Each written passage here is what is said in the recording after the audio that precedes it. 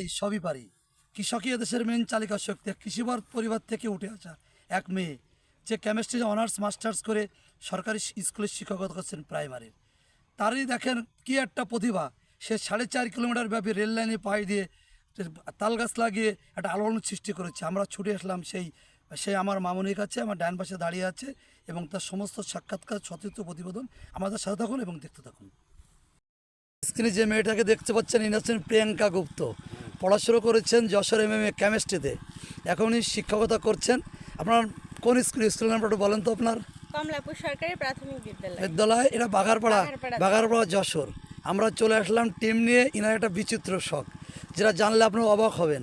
Rail লাইনের পাশ দিয়ে তাল গাছ লাগানি, এবং এইখানকার এলাকার লোকের সহযোগিতায় সত্যজিৎ বাবুর অনুপ্রেরণায় উনি বাচ্চাদের এলাকার লোক দিয়ে তালের হাঁটি খোটায় উনি তালের শাড়ি করছেন এখানে এলাকার লোক, মানে আমার স্টুডেন্টরা খুঁটিয়ে। এবং উনি চান যে বজ্রপাত থেকে দেশ রক্ষা পাক, জাতি রক্ষা পাক। যারই ধারাবাহিকতায় রেল লাইনের পাশ দিয়ে প্রায় 4.5 কিলোমিটার ব্যাপী ইনি তালের গাছ লাগিয়েছেন। এই দেখেন, আমরা একটা তালের গাছের ধারে দাঁড়িয়ে আছে এরকম, কিন্তু ওনার আক্ষেপ এই গাছগুলো লোকজন গরু দিয়ে খায় বলে নষ্ট করে। আসলে আপনি কিভাবে এটা অনুপ্রাণিত হলেন বলেন তো আমি প্রিয়াঙ্কা?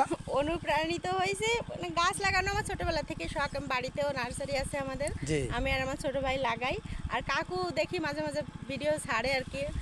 আর তাল গাছের অনুপ্রেরণা এসছে। এখানে আমাদের এলাকায় অনেক গাছগাছালি ছিল, কিন্তু রেল লাইন আসার কারণে সব গাছ কাটা পড়ছে, মানে একসঙ্গে অনেক গাছ কেটে ফেলছে। গাছ এলাকায় তো গাছের দরকার পরিবেশের জন্য, তো নরমাল গাছ কিছুদিন লাগিয়েছি, দেখি ওগুলো টেকে কম। একটু খোঁজ নিয়ে জানলাম তাল গাছের অনেক উপকারিতা। আর বিশেষ করে রেল লাইনে যখন মানুষ যাবে, তখন এই এলাকাটা আলাদা করে একটা পরিচিতি পাবে যে এখানে 4.5 কিলো রাস্তায় এক সারি তাল গাছ। আর আছে আমরা যখন বৃদ্ধ হব, নাতি নাতনি তুলবে, তালের তো অনেক উপকারিতা। 3 ভাবেই তো তাল খাওয়া যায়। কষ্ট হয় না, জায়গা কম নাই, সবকিছু মিলায়। আচ্ছা, ধন্যবাদ। আপনার সাথে আরো আমরা কথা বলবো। এই সেই মহান ব্যক্তিত্ব সত্যজিৎ বাবু, যিনি গাছ লাগান, গাছের পরিচর্যা করেন। ওনার ভাষণ রাখি যে কথা না লাগিয়ে গাছ লাগান। আচ্ছা, আপনি কি জানেন যে আপনার দেখা দেখি বাঘারপাড়া উপজেলার কোন গ্রাম তো এটা? কমলাপুর গ্রামে একটা মেয়ে কেমিস্ট্রি অনার্স পড়তো, সে 4 কিলোমিটার ভাবে রেল লাইন পাইতে গাছ লাগিয়েছে। আপনি কি জানেন? যাক, ধন্যবাদ। উনি আবেগপ্রবণ হয়ে পড়েছেন। আসলে আমরা চাই যে এরকম মানুষ যুগ যুগ ধরে পৃথিবী বেঁচে থাকুক, পৃথিবীকে আলোকিত করুক, পৃথিবীকে সবুজায়ন করুক। ধন্যবাদ। আমরা পরবর্তী অবসর টাইমে আমার মামনি প্রিয়াঙ্কা গুপ্তা সে গাছের পরিচর্যা করছে, দেখেন এই যে, ঠিক আছে, আপনারা দেখছেন সেটা। স্যালুট এই সব প্রিয়াঙ্কাদের, যারা এই সব শিক্ষিকাদের, যারা আসলে দেশ এবং জাতি গঠনে পৃথিবীকে তো সবুজায়ন করতে বিশাল অবদান রাখছে। 4.5 কিলোমিটার ভাবি তাল গাছ লাগে রেল লাইনে পায়ে দিয়ে। ধন্যবাদ এই সব স্যালুট, এই সব শিক্ষিকাদের স্যালুট।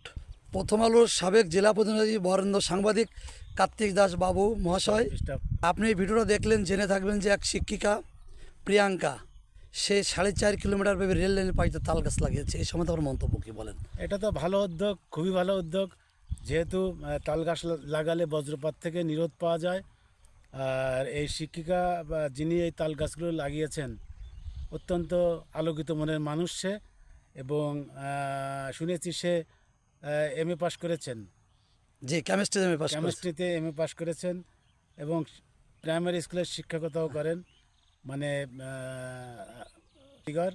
তার ভিতরে একটা মানসিক চিন্তা আছে উন্নত মানের, যে কারণে তার দ্বারাই এই একটা মেয়ে হয়ে সে এই ধরনের কাজে লেগে গেছে। বাংলার এইভাবে নারীরা এগিয়ে যাক, এটাই আমার ধন্যবাদ।